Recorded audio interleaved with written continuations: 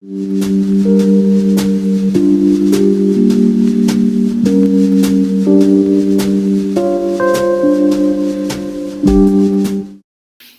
my name is Mike Chapman, and I'm the author of Dancing to Nirvana, which is available on Amazon in both print and Kindle editions. And I also have the website dancingtonirvana.com if you want to learn more about my work.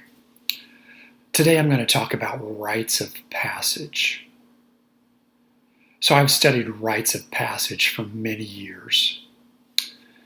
And there was a point in my life where I was having a difficult time. I had just lost my job and so was struggling psychologically. And I decided that I would try to make use of what I had learned from rites of passage to try to change my life. I felt like I needed a drastic and dramatic change, and rites of passage are drastic and dramatic rituals, and so I thought rites of passage might be able to help me change my life. So I implemented one on myself. A couple of different kinds of rites of passage that we typically think about or know about. One is puberty rites. Those are the rituals used to help a child become an adult, and the vision quest to help a person develop a vision for their life, for how to live their life in their own unique way. And the central theme, the central idea, the central technique of rites of passage is death and rebirth. Death and rebirth. So indigenous peoples live intimately with the natural world. So every day they are killing animals. They are watching animals be killed by other animals. New animals are being born. Plants are sprouting. Plants are growing out of dead logs. Leaves come, foliage grows a lot, and then winter comes and that goes dormant and doesn't grow. And so they live with an intimate knowledge of death and life, death and rebirth, that life comes out of death. So they use this knowledge, one of the central features of life, maybe the main feature of life, death and rebirth, as a metaphor for rites of passage. So in a puberty rite, it would be the death of a child and the rebirth of an adult. Or a vision quest would be the death of the old you, shedding of an old skin, and the birth of a more authentic you, more expansive you with a new vision. Now, a ritual is an enactment of a myth, a performance of a myth. So hero myths also follow this death and rebirth theme. Every hero myth ever composed involves deaths, near deaths, and descents, followed by resurrections, resuscitations, and reappearances. So death and rebirth is common in hero myths. That's because they seem to have found that this death and rebirth idea is a good way of thinking about change, and also the intensity of death, the fear of death, the fear of the unknown, the possible violence of death also creates the emotion necessary to make changes, to make a transformation. So that's why this theme of death and rebirth is in the hero myths, every hero myth, and in rituals like rites of passage typically. So that in these rites of passage, they actually try to scare, frighten the initiate thinking that they might die, putting them through an ordeal, terrifying them as a way of moving their souls so that they can be transformed into an adult or into a more expansive human being with a vision and a better way to live. So this intensity through death is important for the transformation process.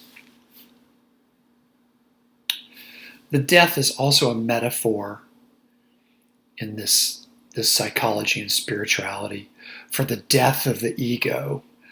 So death, metaphorically, is the death of the ego as well. So trying to kill the ego so that the soul can expand and not be so limited by the constraints, the restriction that the ego puts on us. So what are some of the techniques of rites of passage, and also how did I make use of them in my own life, and help you think about how you might make use of these techniques in your own life? So one technique is to alter the body, to change the body in some way, so that not only is the soul changing, but the body shows this change too. So a common thing at puberty rites was like circumcision of boys, scarification, or tattooing as a way of showing the body of the person and therefore the soul was to be transformed. And I chose to imitate that technique, to mimic that method by growing a beard. So I grew a very scraggly, unkempt beard.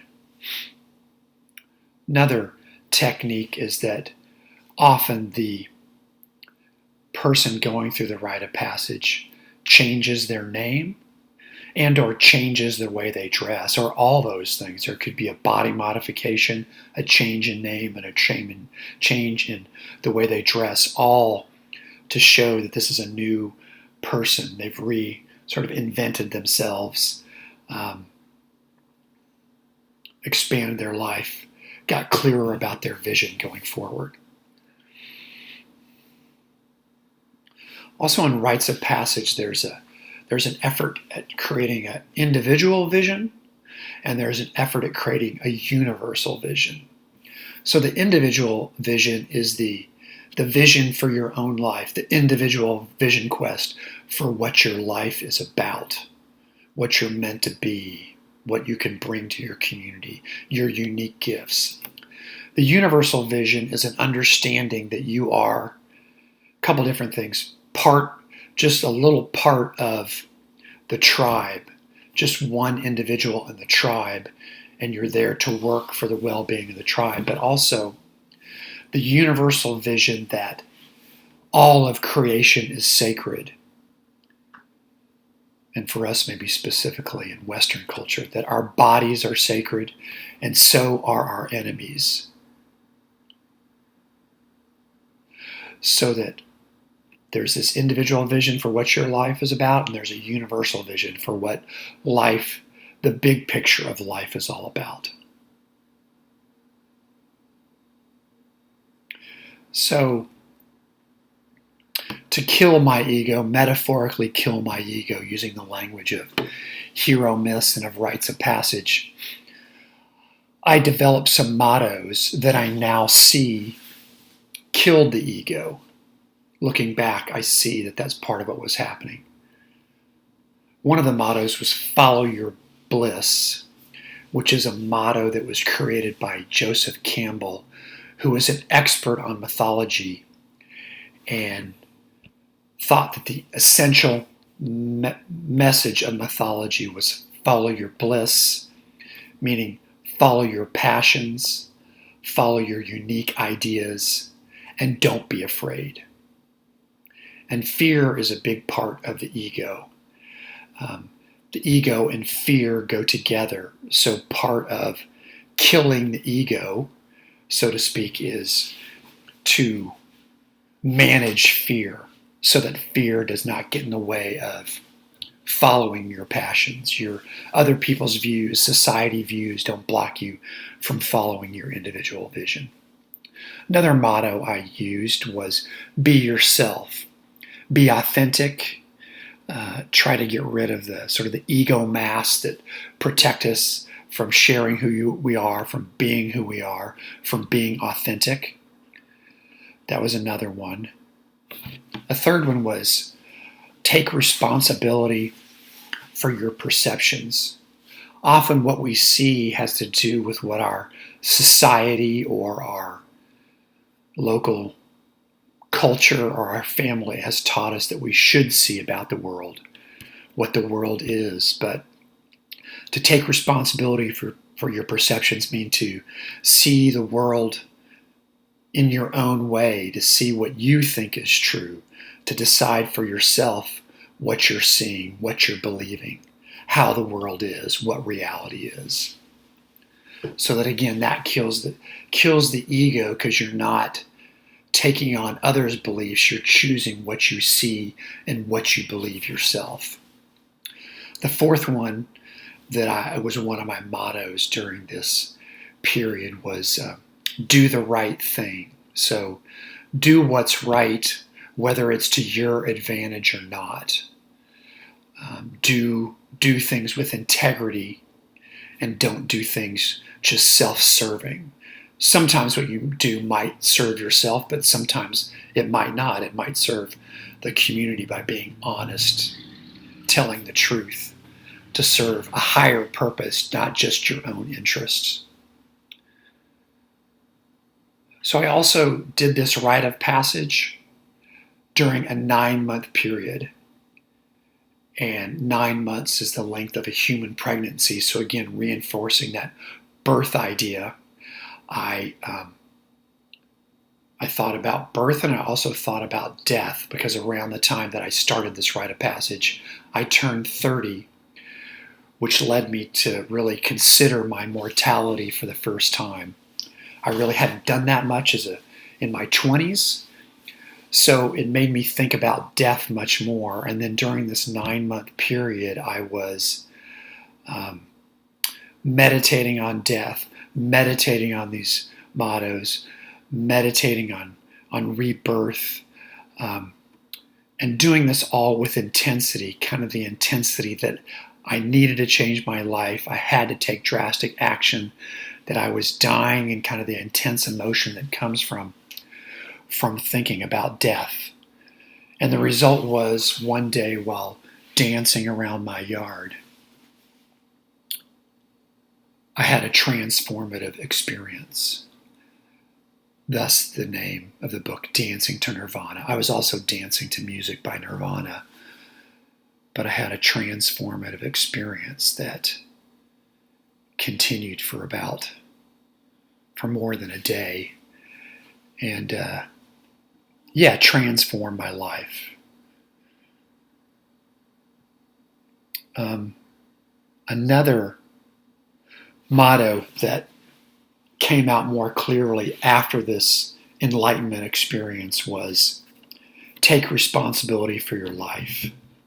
During my difficulties, I had somewhat blamed my father for some of the difficulties I was having in my own life. And after this transformation, I realized that was silly, that was ridiculous, that I had to take responsibility for my own life, and I did take responsibility for my own life. I felt it in my body that I was taking full responsibility for my life.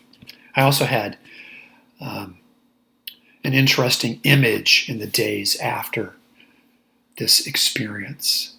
The before image was of me struggling to break free from a hand that was holding on to my shirt.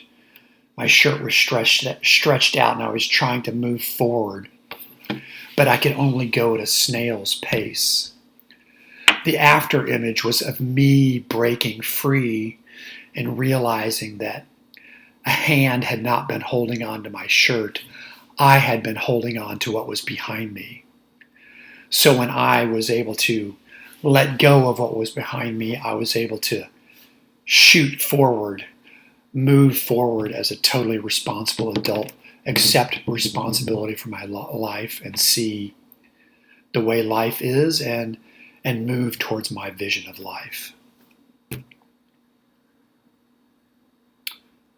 My name is Mike Chapman. I'm the author of Dancing to Nirvana, available on Amazon in print and Kindle editions. And I also have the website dancingtonirvana.com, where you can see more about my work and possibly contact me if you're interested in maybe setting up a rite of passage yourself. Thank you.